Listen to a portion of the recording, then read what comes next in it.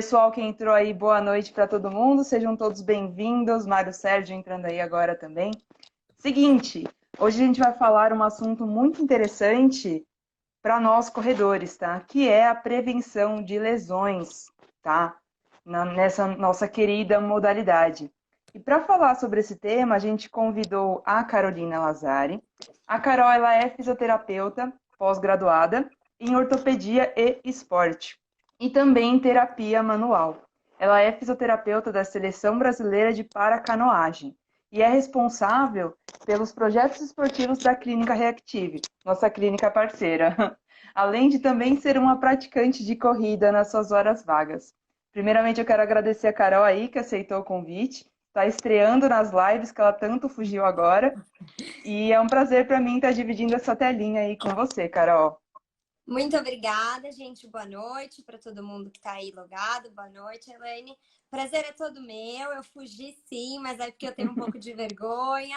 Mas estamos aí. Espero que dê tudo certo. Se eu estiver falando rápido demais, vocês vão dando um feedback aí pelos comentários, tá? Mas a ideia é ter esse tempinho aí de troca com vocês, para que a gente possa falar desse tema que é tão importante. Porque, infelizmente, lesão é uma coisa que faz muito parte da vida do corredor. Então, a ideia é que vocês não cheguem a ter que fazer a fisioterapia. Então, vamos conversar um pouquinho sobre prevenção para a gente conseguir não ter a lesão. Perfeito, é exatamente isso. E pessoal, antes da gente começar, eu vou só explicar como é que vai ser a nossa dinâmica, para vocês saberem o que aguarda vocês agora, tá? Primeiramente, para a gente falar sobre prevenção de lesão, a gente vai elencar quais são as principais lesões, as que mais acometem os corredores de rua amadores, tá? Então a gente vai elencar quais são essas lesões e também falar como elas se manifestam no nosso corpo. Vocês vão perceber que em diversas descrições que nós vamos fazer, vocês vão acabar se identificando, tá? Que é bem esse o intuito, para vocês verem a importância desse tema, tá? E aí, depois que a gente listar essas lesões mais recorrentes, aí sim a gente vai discutir um pouquinho sobre como nós podemos prevenir, o que a gente pode fazer, que medidas nós temos e devemos tomar para prevenir essas lesões, tá? Então, não vai dar tempo de explorar em mínimos detalhes cada lesão que a gente vai falar, tá? Mas várias lesões, várias matérias sobre as lesões típicas em corredores estão disponíveis em nosso blog, que a Carol escreveu para a gente semanalmente, tá? Então, se vocês querem se aprofundar um pouquinho mais sobre essas lesões, estão disponíveis lá no nosso blog. E por último, caso vocês tenham alguma dúvida, tem uma caixinha de dúvidas, tá? Só clicar aí na caixinha e deixar a dúvida. Se for uma dúvida pertinente ao tema que a gente está falando na hora, a gente já responde ali na hora. Se for algo que a gente deva pegar com mais detalhes, vai fugir um pouquinho do tema, a gente deixa para o final, tá bom? Então, é isso. Combinado. Qualquer coisa também estou à disposição. Depois, se surgirem dúvidas depois, algum detalhe que a gente não falar, a gente está sempre em contato aqui. Mas quem ainda não conferiu lá no blog, deem uma lida, que vocês vão ter com mais detalhes sobre cada lesão que a gente vai falar e outras lesões que não vai dar tempo. Exatamente. Então, vamos lá. Seguinte, ó, eu vou começar com um relato muito frequente dos meus corredores, dos meus atletas, tá? Que é assim, Carol, eu tô sentindo uma dor na planta do meu pé. Quando eu acordo, o meu primeiro passo parece que é uma agulhada, de tanto que dói. Já durante a corrida, depois que eu esquento, passa. E aí eu termino o treino numa boa. Só que depois que eu termino o treino, volta a doer. O que pode ser? Então, vamos lá. Pode ser mais de uma coisa, né? Sempre que a gente tem um relato, a gente tem que fazer uma avaliação mais detalhada. Mas, assim, o que você me relatou é a cara da fascite plantar. Então, tudo leva a crer que seja a fascite plantar. Então, vamos lá. O que é a fascite plantar, né? Vamos começar pelo que é a fáscia. A fáscia, ela é um tecido conjuntivo que a gente tem bem na sola do pé, que ela liga desde o calcanhar até os dedos. E ela é responsável por amortecer o impacto. E então, assim, na corrida ela é muito solicitada. Então, é um tipo de dor muito comum nos corredores, sim.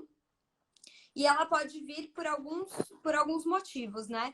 Ela pode vir de um pé que não está preparado para aquela carga. Então, a gente tem vários exemplos, tá? Pode ser um pé que é pouco móvel, um pé que é cavo, aquele pé que tem o arco mais alto e que é bem rígido. Essa fáscia, que era para ela estar assim, ela tá um pouco mais tensa, porque o arco do pé é mais rígido, por exemplo. E aí, na hora de absorver o impacto, isso fica prejudicado. Então, essa fáscia, quando ela inflama, ela é chamada de fascite plantar e ela gera bastante dor. Então, assim, começou a sentir isso no acordar, que é muito característico da fascite, vale a pena não ignorar essa dor da corrida. Então, assim, muitas vezes, já que na corrida não tá doendo, tudo bem, vai suportando. Porque isso, a fascite, ela é um problema que é bem difícil de tratar, no sentido de que ele é meio lento o tratamento, e ele é muito rápido, ele é muito fácil de cronificar. Então, a gente fala que é uma lesão chata, assim, né? Porque ela vira crônica muito fácil. Então, vale procurar ajuda e já tentar resolver o problema antes disso cronificar. Perfeito. E uma pergunta em relação a isso, Carol. Muitas pessoas falam do esporão do calcânio. Tem uma dor mais específica ou também pode se confundir com a fascite? Como isso funciona? Tá, boa. O esporão, ele é assim, né? O que é o esporão?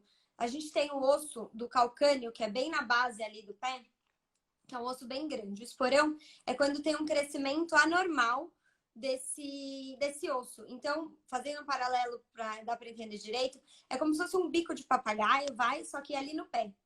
Então, imagina, ali a gente tem um tecido gorduroso, que também auxilia no amortecimento ali do impacto, e a fáscia. E é como se crescesse uma espículazinha ali.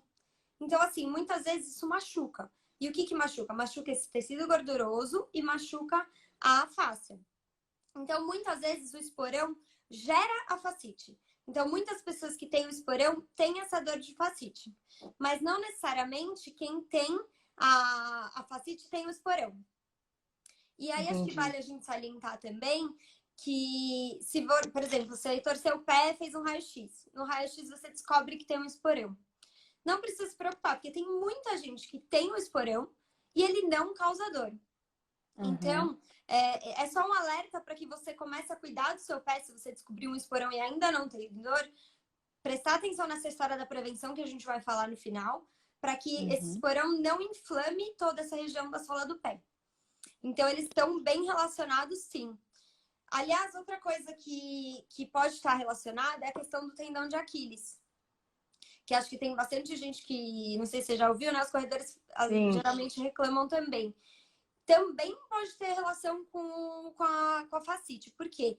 O Aquiles, ele se insere ali embaixo, perto da inserção da fáscia. Então, muitas vezes, quando tem uma ineficiência da panturrilha, voltando, né? O Aquiles, ele é o tendão da panturrilha.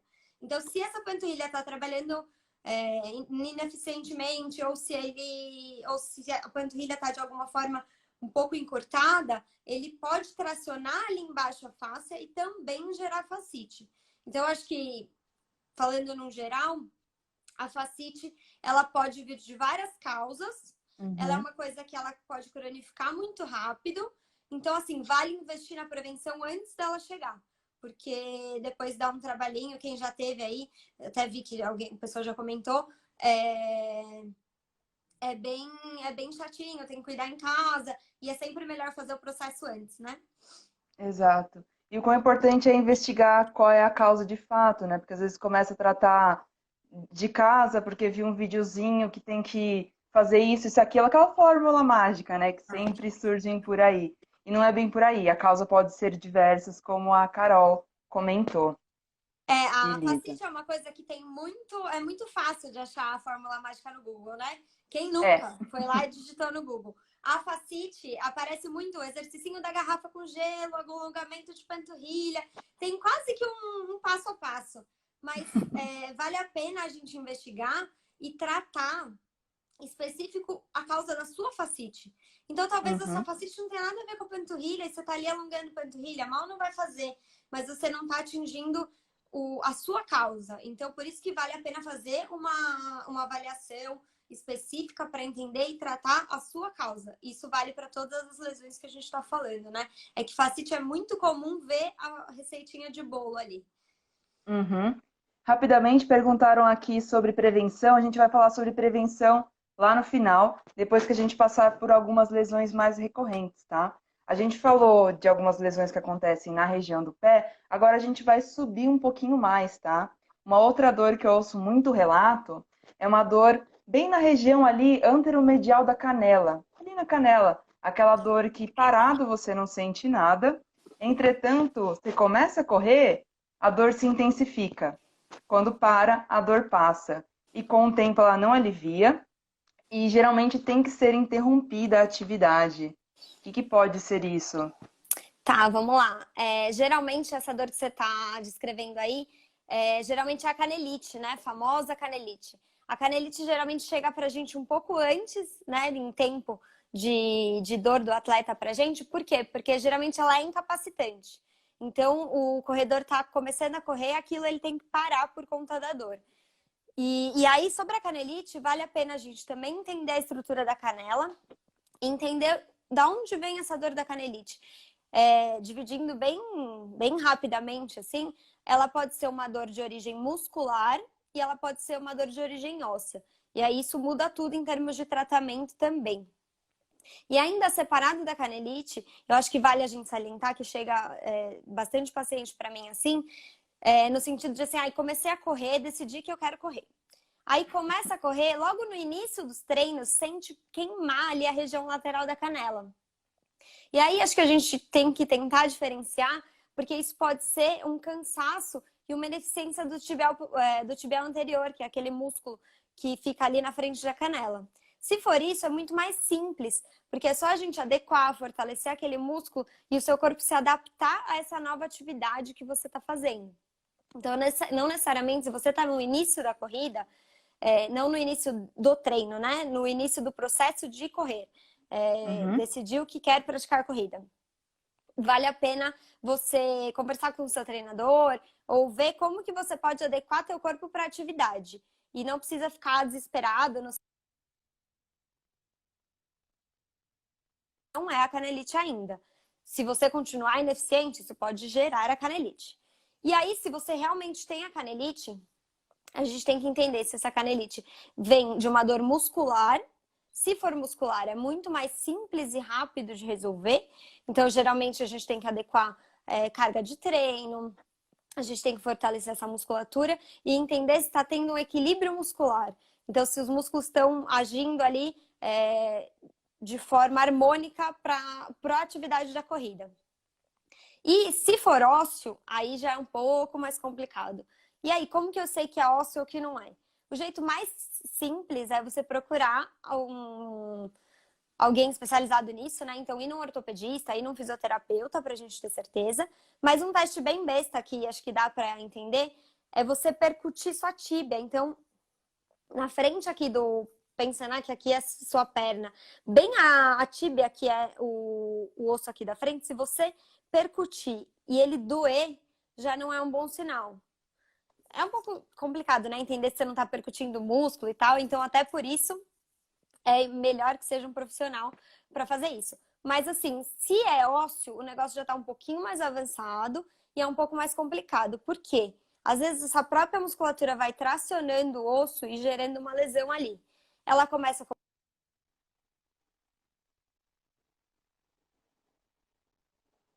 ter ouvido falar e alguém talvez até tenha tido aqui que está acompanhando a live. Então, assim, quando já chega a ser um edema ou uma fratura, muitas vezes a corrida tem que ser interrompida mesmo. E às vezes até o andar tem que ser interrompido. Então, você vai de uma loucura de treino, às vezes correndo mais do que seu treinador passou e tal, e isso gerou a fratura por estresse, para às vezes 3, 4 meses de muleta ou fora da corrida. Então, assim, vale a pena prestar atenção antes para que a gente não chegue nisso. Porque é horrível, né, pro corredor e para qualquer um ter que ficar sem andar e sem correr. Então vale essa atenção aí, principalmente em questão do problema ósseo. E, Carol, um detalhe que eu quero perguntar em relação à canelite, por ser um incômodo ali, uma lesão que incapacita as pessoas de correrem, eu já vi diversos casos em que o atleta faz o uso do medicamento de Prospan antes de alguma grande prova, um grande evento, para conseguir correr, já que a dor faz com que a gente interrompa. Eu queria saber rapidamente, assim, qual o efeito do remédio ali naquela lesão, Uhum. mas, na verdade, quais podem ser as consequências de você correr uma prova sem causar, sem, na verdade, corrigir o seu problema, mas apenas mascará-lo? O que que pode acontecer? Tá, então vamos lá. Vamos começar falando que o Diprospan é uma medicação, né? Foge um pouquinho da minha área de abrangência, mas acontece muito, os meus atletas também tomam, então isso está bem dentro do nosso dia a dia mesmo. Mas acho que assim, é legal a gente começar falando que o Diprospan é doping. Então, assim, a gente está num esporte amador, é uma corrida amadora. Provavelmente você não vai ser pego no doping, nem tem doping, né, na maioria das corridas. Mas vamos pensar na medicação que dentro de um esporte de alto desempenho, ele é doping. Então, isso já mostra que ele realmente muda o desempenho e é até por isso que as pessoas tomam, né? Então, eu já ouvi Uhum. casos de atleta que toma mesmo sem ter lesão.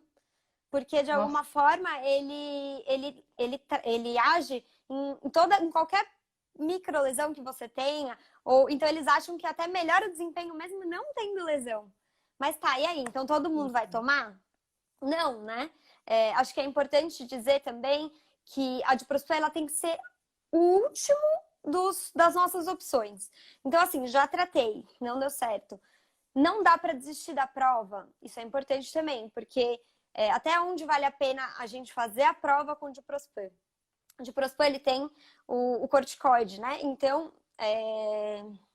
o que acontece? A gente fala que é como se ele drenasse o líquido ali da inflamação. Então, de início, ele dá uma sensação muito boa mesmo, porque ele age na região inflamada. Mas se você for pensar na causa dessas lesões que a gente estava falando, de outras lesões, ele não atua na causa. Então, ele pode fazer parte do tratamento, mas ele não resolve. Então, você muitas vezes está mascarando, você vai ficar sem dor para correr, mas uma maratona, por exemplo, né, que são provas mais ou menos, né, como uma maratona que o pessoal toma.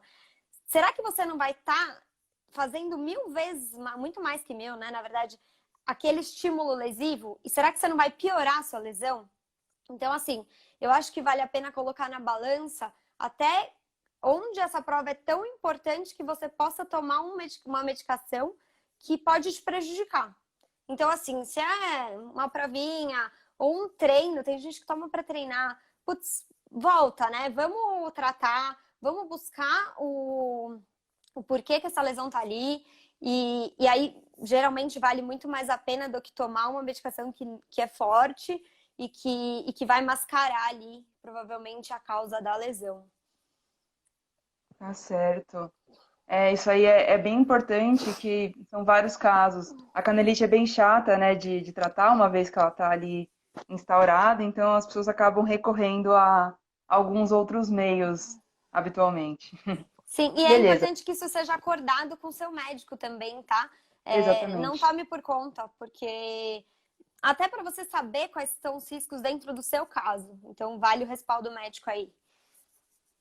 Por isso, pessoal, vamos fazer de tudo possível para não chegarmos nesse nível, que é esse o Sim. nosso grande objetivo hoje.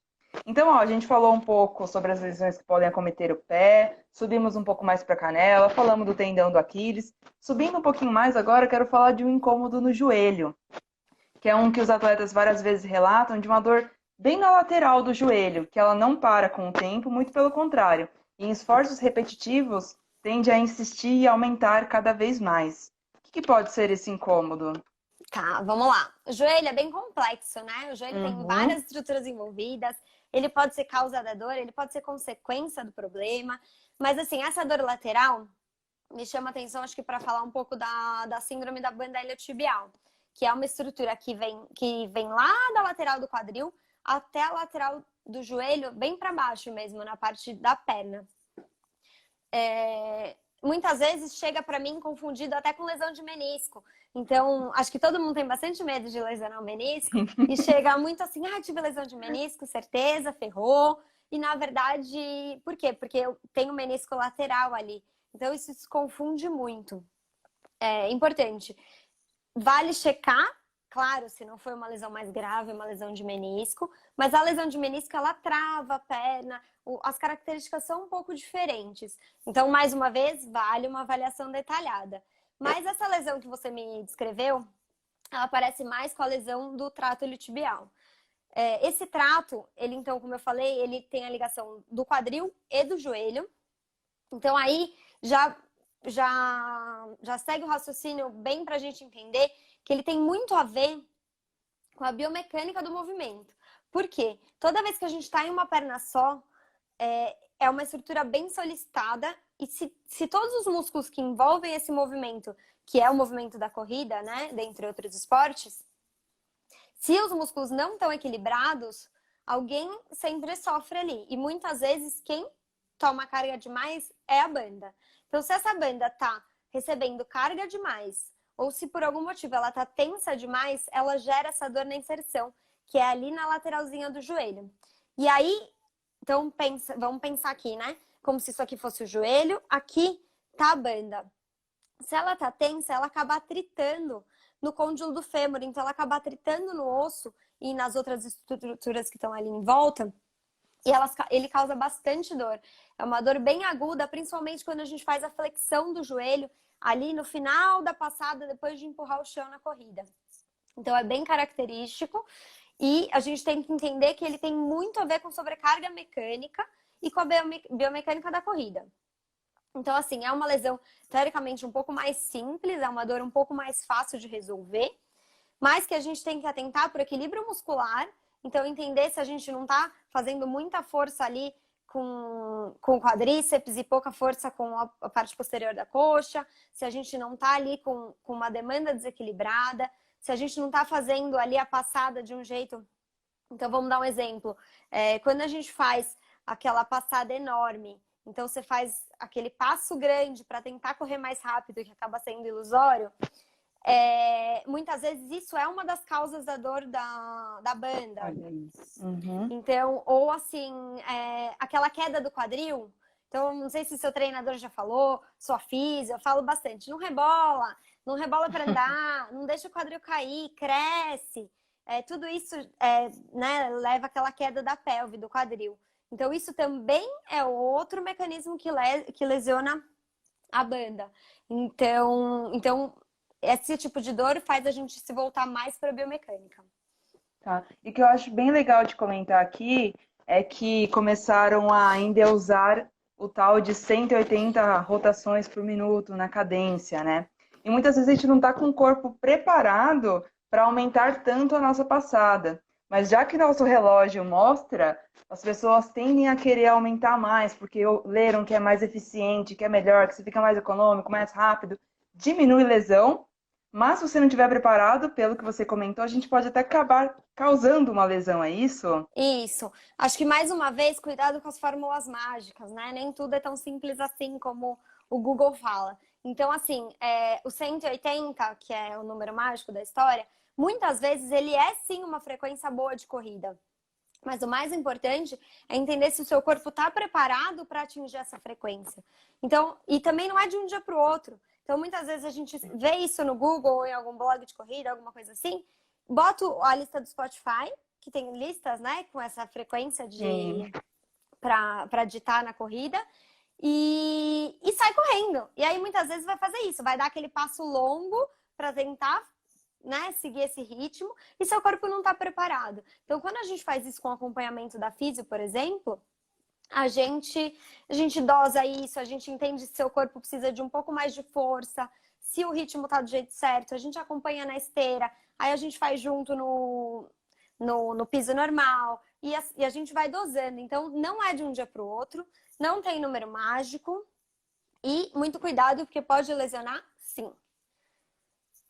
Beleza. E pelo que você falou também, Carol, até mesmo um desnível ali do quadril pode acabar ocasionando a lesão do trato iliotibial, né? E subindo um pouco mais, já que a gente falou do pé, Aquiles, canela, joelho, no quadril também tem alguma lesão mais típica em corredores? Olha, a gente tem tempo curto para falar tudo isso de lesão, né? Uma outra lesão que é bem comum é a pubalgia.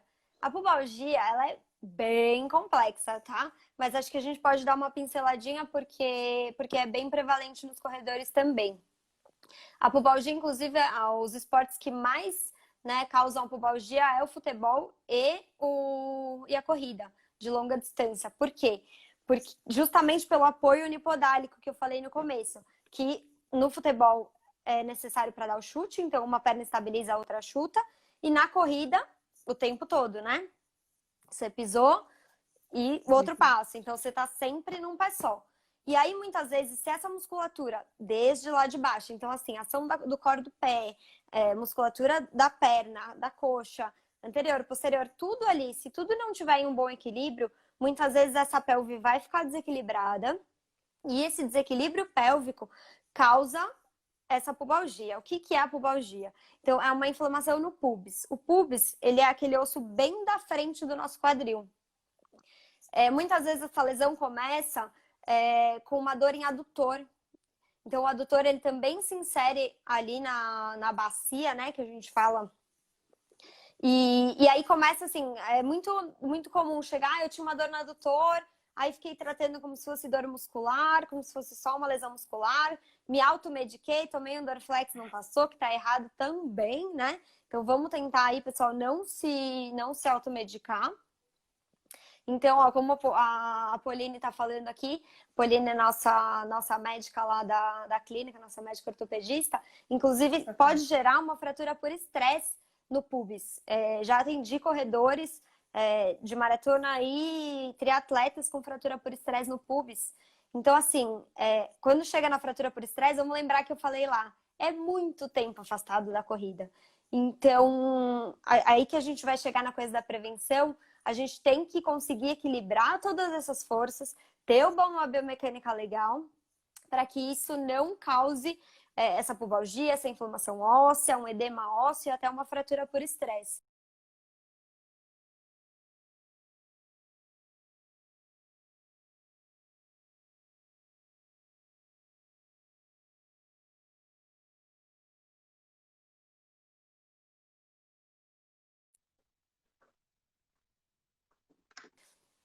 Voltou? Voltou. Ah, boa. Então, e aí muitas vezes essa dor no adutor não passa e aos poucos o atleta começa a sentir uma dor no pubis, uma dor no abdômen, principalmente quando levanta da cama ou quando vai fazer um movimento de abdominal. E pode até, inclusive é uma das únicas patologias que acontecem mais em homens do que em mulheres. Muitas Pelo vezes menos uma. durante a relação sexual isso também causa problemas.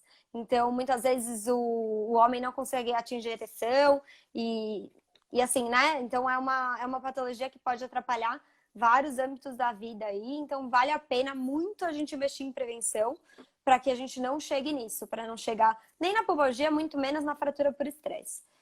Exatamente. Fica um recado duplo aí para quem corre e pratica futebol e não faz nenhum trabalho complementar, tá? Anota isso daí. Tá certo. Exato. Então, pessoal, resumindo aqui, né? Nós vimos que tem diversas lesões que são recorrentes em corredores, amadores principalmente, e que por mais que seja numa estrutura tão particular e única quanto um pé, um joelho, um quadril, o quanto elas estão interligadas, conectadas. Então, se é no joelho, pode ser no quadril, se é no pé, pode ser no tendão de Aquiles. Então, dada essa globalidade do nosso corpo como um todo, o que a gente pode fazer para não chegar a nenhum nível de lesão? O que a gente pode fazer para prevenir e evitar que a gente tenha qualquer tipo desses desconfortos na corrida e consiga praticar a corrida de uma maneira saudável e que a gente tenha uma vida longa aí na corrida? O que você me diz, Carol? Legal, acho que você começou a pergunta já falando um pouco da resposta. Então, acho que a primeira coisa é entender que a lesão não é em um lugar. Então, assim, o meu pé dói, eu vou tratar só o meu pé. Então, nunca é assim. Então, a gente tem que enxergar o nosso corpo como um todo. Então, essa é a primeira coisa. Se o seu pé está sofrendo, ele pode estar sofrendo por qualquer causa que venha lá de cima. Então, vamos dar uma generalizada. Acho que é importante a gente entender que tem 3 pilares, acho que a gente pode separar em 3 pilares que são fundamentais na corrida e até em outros esportes e que não devem ser deixados de lado, tá? Então, primeiro pilar, acho que a gente tem que focar muito em mobilidade e flexibilidade. Esse é o primeiro pilar. Começamos pelo pior, na minha opinião. Uhum. É chato de fazer, É chato. é incômodo, o resultado demora para chegar.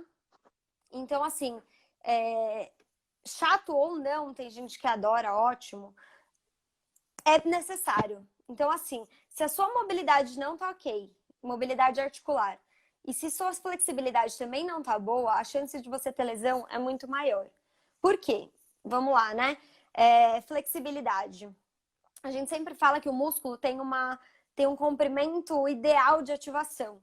Então, se ele tá um pouco encurtado, um pouco não, bastante encurtado, esse comprimento ótimo não tá legal. Então, toda vez que ele for acionado, ele vai ter que fazer mais força ou gastar mais energia ali para fazer aquela tarefa. Então, essa é a primeira coisa. Segunda, mobilidade. Então, vamos pensar. Deixa eu pensar aqui num exemplo da importância da mobilidade. Sempre que alguém tá hipomóvel, que a gente fala, então vamos pensar na coluna, numa torácica, por exemplo, rígida. Aquela pessoa que é travadão, assim. Sempre que alguém tá hipomóvel, alguém que tem que estar hipermóvel para compensar.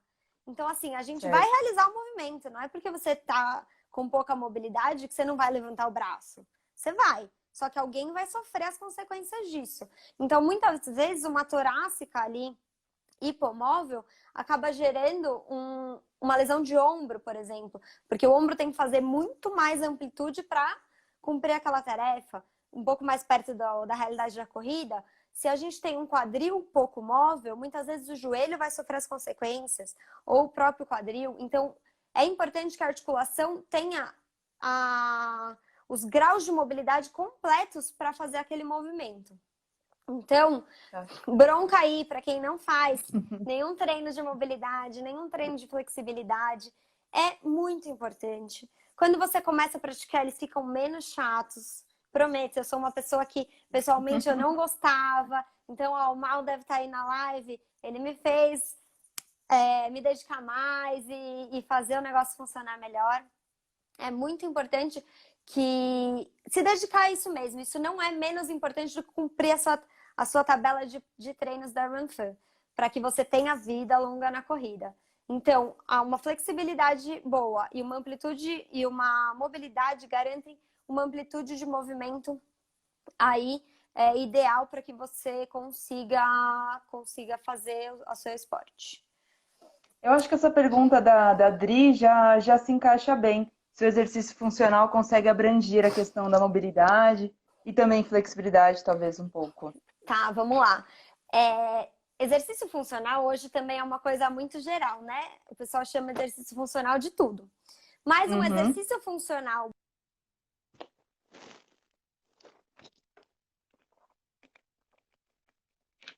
nisso e que fazem um treinamento funcional, no treino deles, por exemplo, que é de quem eu posso falar, que são os meus professores e que fazem um treino. E até aqui, né, nas lives da RunFun, eles até dividem um pouco aí o treino de mobilidade e os treinos de força. Teoricamente, um treino funcional tem que abranger isso, sim. Então, tem que ter um pouco de mobilidade, um pouco de força. A gente vai entrar aí nos próximos tópicos, vai abranger tudo isso. Mas, então, num resumo, assim, um bom treino funcional tem que ter mobilidade e flexibilidade, sim. E eu acho que eu posso colocar até um adendo que os treinos funcionais acabam explorando um pouquinho mais a mobilidade do que os treinos em sala de musculação.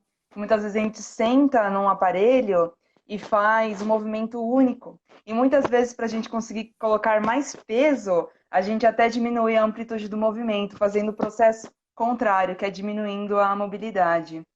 Isso, ó, a Cristina aqui citou o Pilates. O Pilates também é um ótimo exercício que trabalha bastante mobilidade, bastante flexibilidade e também as partes que a gente vai falar ali embaixo, que é estabilidade e força. Então, também é um bom exercício, sim, para abranger isso. Então, não precisa ser um treino, então uma vez por semana eu tenho que fazer mobilidade? Não necessariamente precisa ser um treino fechado.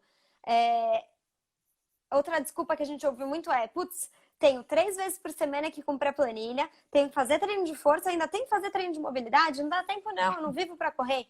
Então, assim, é normal escutar isso, mas, assim, às vezes são 10, 15 minutos que você tira ali do tempo que você fica no celular, ou acabou o treino, ou um pouco antes de você chegar no seu treino da Run Fun, se dedica e separa esse tempinho que vale muito a pena. Dá para montar uns treinos, então aí fale com o seu treinador, fale com o seu fisioterapeuta, com o seu personal, que eles conseguem te ajudar a encaixar dentro da sua rotina um pouquinho de mobilidade. É muito, muito importante. E se você já tem alguma lesão, é importante avaliar também se não está faltando mobilidade aí em alguma articulação, que isso pode te ajudar muito no tratamento da lesão também. Com certeza. Acho que podemos seguir no próximo pilar para não... Não alongar demais, né? Vamos lá. Exato, Então, a gente pilar gosta de 1, falar. mobilidade e flexibilidade. Pilar 2, força e estabilidade. Então, assim, acho que força já é mais batido, acho que todo mundo já escutou. Quer correr? Precisa fazer treino de força. Se você não tiver força, você não vai conseguir correr e alcançar o seu objetivo. Isso é, sim, muito real, é um pilar muito importante. Então, assim, acho que até a gente está no momento oportuno da vida aí nessa quarentena para discutir um pouquinho de força. A força, você não ganha força só sentado numa academia, numa máquina, fazendo extensora, fazendo um leg press. Esses aparelhos são uma das formas de você ganhar força. Mas o treinamento funcional é excelente, é muitas vezes até melhor do que o aparelho para ganhar força. Você consegue ganhar força dentro de casa. Então, vocês estão ganhando, vocês estão fazendo os treinos da Run Fun aí diários e isso gera ganho de força, sim. Então, aquela desculpa também do não gosto do ambiente de academia, não gosto de sentar ali na máquina, é muito chato, também já não é mais uma desculpa. Então, a gente tem os treinos funcionais lá na clínica, a gente tem, o ambiente é super agradável, a gente tem treinos à distância hoje, que podem ser feitos na sua casa, com poucos equipamentos, com o peso do seu próprio corpo. Você consegue... não, mas tem que ter um peso. Tá, você tem 2 pesos na sua casa, você já consegue fazer um treino pro corpo inteiro. Então, assim, não é desculpa. É muito importante, sim, que você tenha força. Aí, acho que vale entender como que a força e a estabilidade previnem, né, a história da lesão. Então, vamos pensar, assim, num esqueletinho, né, na gente só a parte óssea. Se a gente fosse só a parte óssea, então as articulações durante os movimentos, elas têm que correr ali num eixo, né? Num movimento linear, simplificando a coisa. Se não tiver nada que segure esses ossos, isso sai da linha rápido, isso acaba, né, tendo choque. Então, o que segura o nosso esqueleto, falando bem leigamente assim, são essas estruturas ativas, que é músculo, principalmente os músculos, vamos simplificar a coisa. Então, assim, se esses músculos não estiverem fortes para sustentar as articulações, por exemplo, e para outra função muito importante do músculo é a absorção de carga. Então, a cada passo que você põe toda a carga do teu corpo ali em uma perna só, muito dessa carga nem chega na articulação, porque o músculo absorve essa carga antes. Então, se esse músculo está fraco, toda essa carga acaba sobrecarregando o tendão, sobrecarregando a articulação, e aí que surgem as miotendinites, as dores articulares, os desgastes de cartilagem, que aliás é o assunto do blog da semana que vem. Então, assim, é muito importante, tão importante quanto a mobilidade e a flexibilidade que a gente falou, prestar atenção nessa questão de força e estabilidade. E também vale falar que força não quer dizer hipertrofia, né? Então, não necessariamente você precisa ser um cara bombado, com uma perna deste tamanho, para você ser forte. Aliás, muitas vezes, essas pessoas que têm um músculo muito volumoso, eles não são estáveis e fortes. Então, é meio complexo, mas assim, se você tem um perfil ali mais longilíneo, com menos volume muscular, você pode ser super mais estável do que a outra pessoa, que tenha ali muito músculo visível. Então, é muito, muito importante e todo mundo é capaz de atingir essa estabilidade e essa força ideal para que você consiga continuar correndo. Maravilha. E aqui eu gosto de fazer sempre um adendo, que as pessoas sempre perguntam qual tênis tem o melhor amortecimento para prevenir lesão. O melhor tênis com o melhor amortecimento está dentro de você. São os seus músculos que você pode trabalhar e deve, na verdade, Exatamente. né? Com Exatamente. O tênis frequência. também é um tema bem polêmico e que temos mil coisas para falar. Mas é isso, se o Uhum. tênis está confortável no teu pé, ele também não te gera muita instabilidade, porque hoje em dia a gente tem tênis que prometem mil coisas, mas que são instáveis e acabam piorando sua base de apoio. Se ele não te atrapalha, se ele é confortável, o mais importante é o teu corpo estar preparado para essa carga e não o tênis. Se você esperar só do tênis isso, bailou, vai ter lesão. Então não adianta ter o Maravilha. melhor tênis do mundo que se o seu corpo não estiver preparado, não há tênis que resolva. E aí acho que a gente pode pular para o último pilar ali do tripé, que é a técnica e a biomecânica da corrida. Que aí é muito a parte da intersecção aí com os treinadores de vocês. Se você é forte, estável, móvel, flexível e corre tudo torto, também não resolve o problema.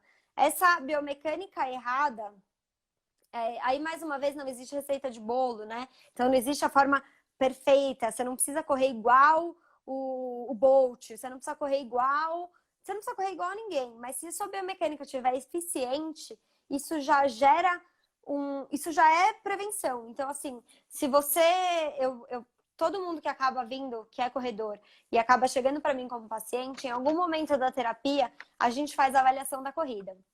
E eu gosto de filmar o paciente correndo e mostrar para ele e avaliar junto, né, essa biomecânica. E muitas vezes a pessoa nunca se viu correndo. E aquilo às vezes assusta, né? Eu falo, não é possível, eu não corro assim. O que é isso? Tô toda torta. Então, assim, peçam orientação tanto pro seu treinador que te vê correndo muitas vezes. Procure alguém que faça a sua avaliação da corrida. Então, lá na Reactive a gente faz. E outro adendo aí, só, né? Muita gente fala, putz, mas a avaliação da corrida é caríssimo. É tudo cheio. Gente, a avaliação da corrida pode ser muito mais simples, tá? Ele pode vir dos olhos do seu treinador e já só os toques do que ele vê, né? Tanto o seu treinador quanto a gente físico que trabalha com isso, tem os olhos treinados para isso. Então a gente já viu tanta gente correndo, a gente estuda isso. Então, assim, pode vir do olho nu, pode vir de um vídeo que a gente faz em câmera lenta e que depois a gente até coloca para te mostrar de um jeito mais desenhado ali, mas não precisa ter milhões de tecnologias e nem precisa pagar uma fortuna por um teste que depois, eu já ouvi isso muitas vezes, aí eles me entregam 10 papéis que eu não entendi nada. Então, assim, não desmerecendo esses testes, tá? São testes bons também, mas pode ser muito mais simples e eficiente. Então, assim, se você tem dúvida se você está correndo legal, se você se sente forte, estável, móvel, flexível, e mesmo assim tem umas dorzinhas ali, vale a pena a gente conversar com o seu treinador e valorizar essa parte da biomecânica da corrida, porque aí, belo caminho andado também. Beleza. E o Então, que eu acho acho que... interessante, pode falar, pode falar. o que só queria fazer um adendo aqui de comentar, é que muitas vezes as pessoas também querem corrigir a técnica de corrida da noite pro dia, né? É um processo bem lento, até porque a gente atinge ali o nosso padrão maduro de movimento da corrida quando a gente ainda é criança. Então é bem difícil mudar algumas coisas, então vocês vão vir várias vezes o corrige o braço, sobe mais o calcanhar, porque é um processo demorado. Tudo é treino. E a técnica de corrida é mais um exemplo disso. Gente, acho que paciência, né, é uma coisa. Então, assim, descobriu que a sua biomecânica tá ruim, tenha persistência e consistência nessa mudança. Então, assim, aceite ouvir várias vezes o melhora o braço, cresce, ativa esse abdômen para correr. Não é chatice, mas quanto mais repetição você fizer do movimento certo, mais rápido isso vai ficar automático no seu corpo. E assim como os outros pilares, mobilidade, flexibilidade, força e estabilidade, gente, demora. Não é de uma semana para outra. Então, não é numa semana fazendo físio ou na primeira semana que você começou a funcionar online da RunFun que você vai ficar super forte e estável. Então, tenham paciência e, mais do que isso, a consistência. Permaneçam, né, fazendo exercício, investindo nisso. Então, acho que assim, nos 3 tripés, tem que ser constante e tem que ter foco nos 3. Então, não adianta valorizar só, eu adoro yoga e amo ser flexível. Então, eu vou só fazer a flexibilidade e vou correr. Não, você está esquecendo da força. Então, assim, se qualquer um dos 3 pilares falhar, esse tripé pode cair. E ele cair quer dizer a lesão. Aqui, ó, o Matheus está citando uma coisa bem importante que acho que a gente falou pouco, Aham, que é o controle da carga. da Então, assim, carga. cara, isso é assim, é fundamental. A gente acabou falando das coisas mais estruturais, mas se você tiver no overtraining aí, então muitas vezes eu escuto até os atletas reclamarem: ai, minha planilha essa semana tá muito fraca, nossa, o treinador lá colocou só isso. Gente, eles, né, todos estudamos para isso, e é importante a recuperação, o momento de treino de rodagem, cada treino tá ali na sua planilha por algum motivo. Então, assim, respeitem isso. Não saiam que nem loucos para fazer mais 10 quilômetros depois que acabou o treino. Esse overtraining aí, qualquer estrutura do nosso corpo, ela é feita para receber X de carga. Se você não tá preparado para essa carga, ou exagerou ali nessa carga durante um dia, ou não deu o tempo de recuperação, vai lesionar da mesma forma. Então, muito, muito importante essa questão de respeitar a carga de treino. Eu quero fazer aqui mais um adendo também, lembrando que a gente faz cálculos pensados em cada treino, em cada semana. O leve é leve, o longo é tanto e não tanto, tudo tem um motivo. Então a gente está pressupondo que vocês estão fazendo isso corretamente para não gerar isso e ainda cuidar dos 3 pilares para evitar o máximo possível que essas lesões venham aí a aparecer, tá? Então não é porque terminou o treino faltando 1 quilômetro para completar 10K que você tem que ir lá fazer. Não é porque o aquecimento você quer correr com um amigo que vai mais rápido, você tem que correr com ele. Então, tudo isso pode contribuir de uma forma negativa. Então, tudo tem que ser bem pensado. Ô Carol, a Dri pediu para você relembrar quais são os 3 pilares aí, para ela fazer uma moldura e colocar na parede dela. Boa, coloca na geladeira, toda vez que for pegar uma comida, lembra? Não, brincadeira, vamos lá. Os 3... Acho que tá dando um retorno aqui. Não, me ligaram, aí vibrou tá. aqui. Não, tudo bem.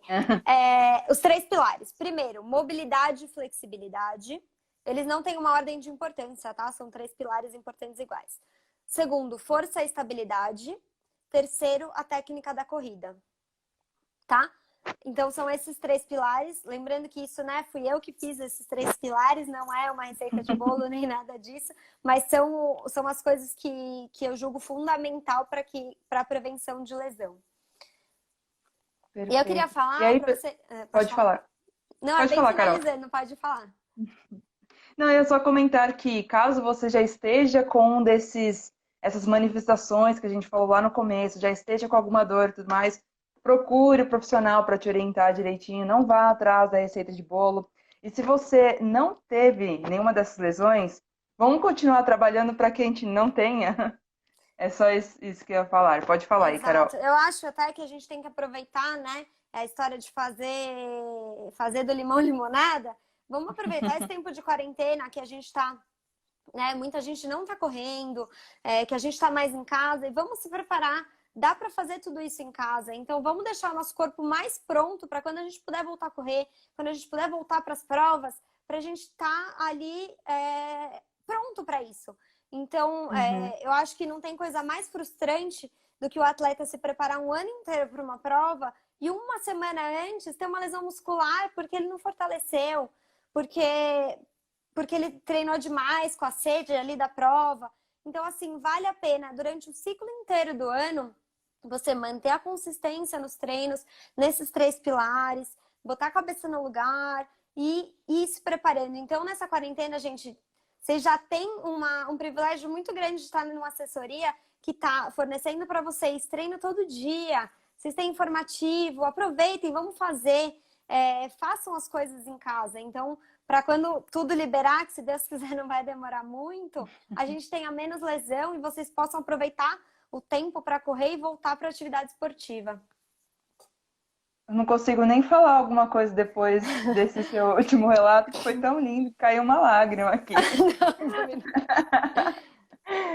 Não, pessoal, é isso mesmo. A gente está aproveitando para construir uma bela de uma base e eu acho que a gente tem que construí-la da melhor forma possível e não perder esse hábito quando a rotina voltar ao antigo normal. Então, continuar pensando em flexibilidade, em mobilidade, em estabilidade, em força e aí na técnica de corrida. Os três grandes pilares que a Carol mencionou. Temos aí cerca de 5 minutinhos. Então, acho que já. Se alguém tiver alguma pergunta, aproveita aí esse momento para falar. Que enquanto isso, eu vou só alertar vocês que amanhã tem um treino, uma live de mobilidade e equilíbrio. Eu espero muito que vocês não percam essa live depois dessa explanação excelente da Carol. Não percam, porque vocês viram a importância da mobilidade também no nossa planilha de treinos. Boa. Tá certo? Carol, quero agradecer novamente imensamente você, a Clínica Reactive. Obrigada aí pela parceria, por todas as matérias que você tem escrito e também por aparecer aqui e compartilhar um pouquinho da sua experiência com a gente. Certo, muito obrigada. Eu venci aí a vergonha da live. Acho que deu tudo certo. Gente, muito obrigada pela atenção. Acho que espero que tenha acrescentado de alguma forma aí, motivado vocês a se cuidarem e a se prevenirem. Então, qualquer coisa que vocês precisarem, a Clínica Reactive, eu e a Clínica Reactive, a gente está super à disposição. Lembrando que vocês têm desconto nas coisas lá. Então, também aproveitem isso que a Run Fun traz para vocês. Então, assim, até desconto para tratar vocês têm. Então, contem conosco, tá? Super prazer em ser parceiro de vocês, em estar aqui. Então, muito obrigada, gente. Boa noite, bom descanso aí. E se preparem para o treino de mobilidade amanhã. Com certeza. E para a Clínica Reactive não só para tratar, mas também para prevenir. Mais importante ainda. Isso é outra coisa, rapidinho, tá acabando. Pode falar. Seguinte, a fisioterapia não é só dor e não é só tratamento. Então, assim, quem é meu paciente aí sabe que às vezes fisio dói. Então, assim, venham para fisio antes dessa questão da dor. A fisio também é prevenção. Então, assim, a gente avalia sua corrida, a gente ajuda e a gente conversa com o seu técnico para fazer isso da melhor forma possível. Então, minha mão não é só dor, a gente também monta um treino legal de prevenção. O Pedro tá aí, Pedro foi meu paciente, sofreu um pouquinho também, mas ficou bom, né, Pedro? Até o Mário Sérgio, né? Exato, o Mário Sérgio também. Também passou por essas mãos. Então, para finalizar, pessoal, só deixando aqui o convite para vocês todos. Amanhã, treino de equilíbrio e mobilidade às 7h30, não percam. Sexta-feira, off, descansem, não abusem, porque sábado de manhã tem o nosso Endurance Training, tá? Um treino mais pegado, mais longo. E a gente finaliza a semana com uma entrevista do Mário com a Bia Neres, às 7h30 no sábado, tá? A Bia Neres é triatleta profissional, em que um dos seus grandes feitos foi ganhar o Internacional de Santos, ser campeã do Internacional de Santos, 2 vezes consecutivas, tá? Vai ser a primeira atleta mulher a ser entrevistada, ela vale ali o nosso apoio e também para ouvir mais uma história aí de motivação, superação, que é bem bacana e bem inspirante pra gente, tá certo? Boa noite aí, Carol. Boa noite a todo mundo que está assistindo. Vejo vocês em breve. Muito bom compartilhar essa noite com vocês. Grande beijo.